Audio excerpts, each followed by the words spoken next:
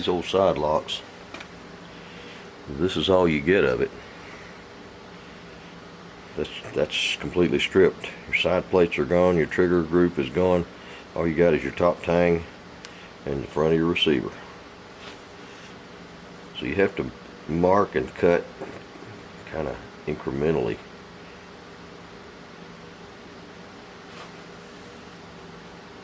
You have to do this in stages.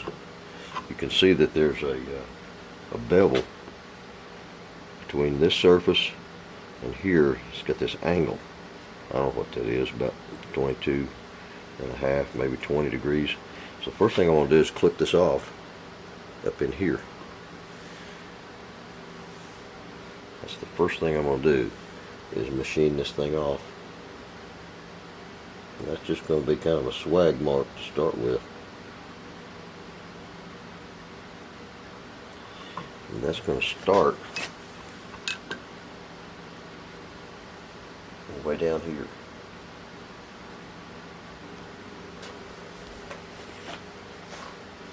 I got a little bit of a out of square situation with this because it's touching.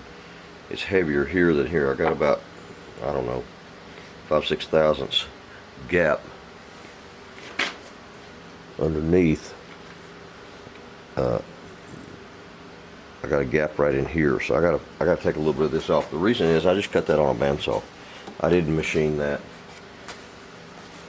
with anything like I should have.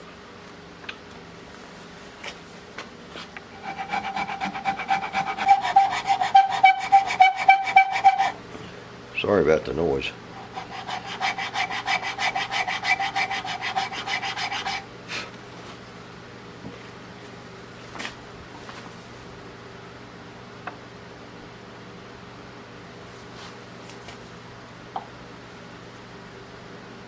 I can't see light underneath this side anymore.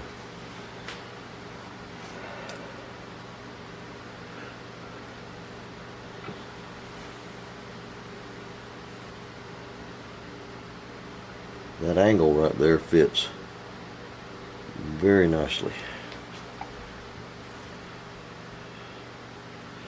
Now I'm going to mill out this spring. This spring here puts tension on this release, and I got to mill out for that spring. It sits right down in this top.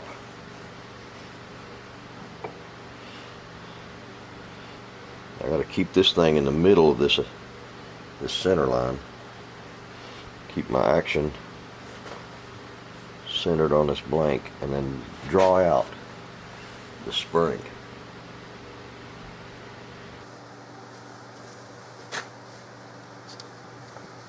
Alright, everything that I'm doing in this process is from this surface where that receiver touches against this. This is a vertical surface. So all I have to do is level this.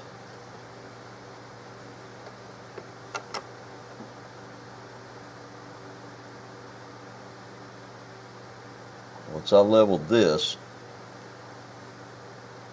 everything else will work from that.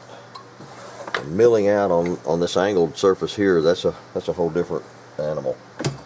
But for right now, and I will refer to this again, I'm going to just make a mark where this lip is, and I'm going to make a mark where these jaws are in this jaw vise, and I can put this thing back in here whenever I need to with that mark by itself.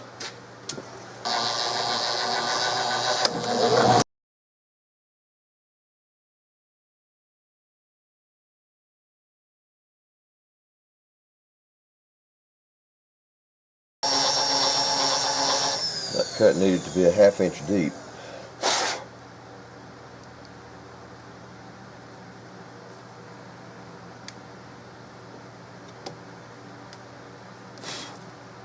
And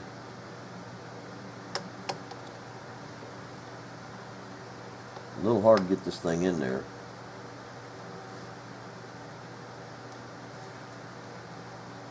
But it is a 1/2 inch deep. Alright, we'll step start there, make some more marks, take a little more out. I'm putting me some little side markers on the top of this thing to keep me centered up. It's hard to figure out where center is because this surface that I'm trying to center is an OG shape, an S-shaped curve, so I'm just got me some little fences on the side to keep me lined up in the middle. I can look down this middle center line and see this tang needs to stay centered back here, but up here it's more difficult.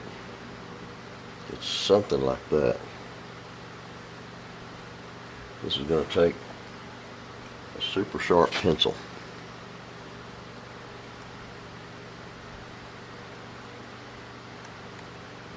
And a very clean mark.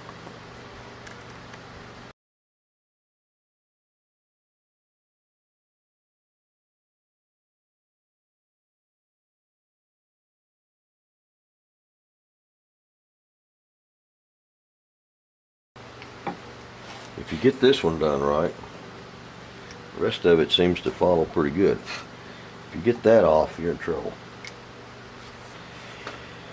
Alright, the thickness of this is about 1/8.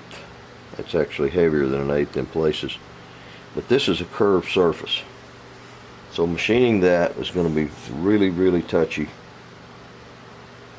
I can get most of it out and then clean it up with a hand chisel is what I'll probably do.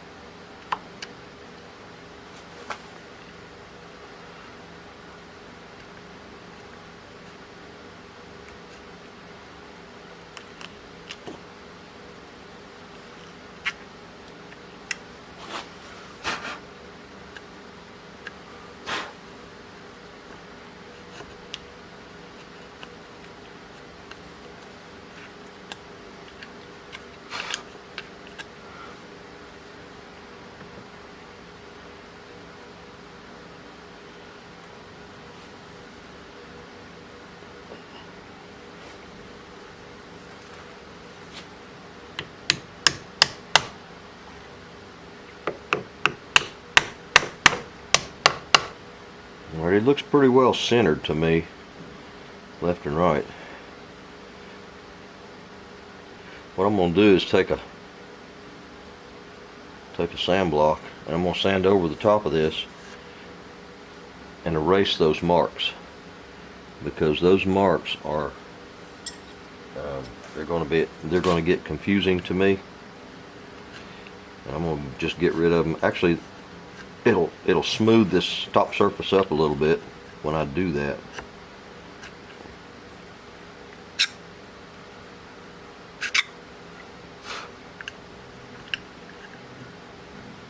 And I'll make some new marks.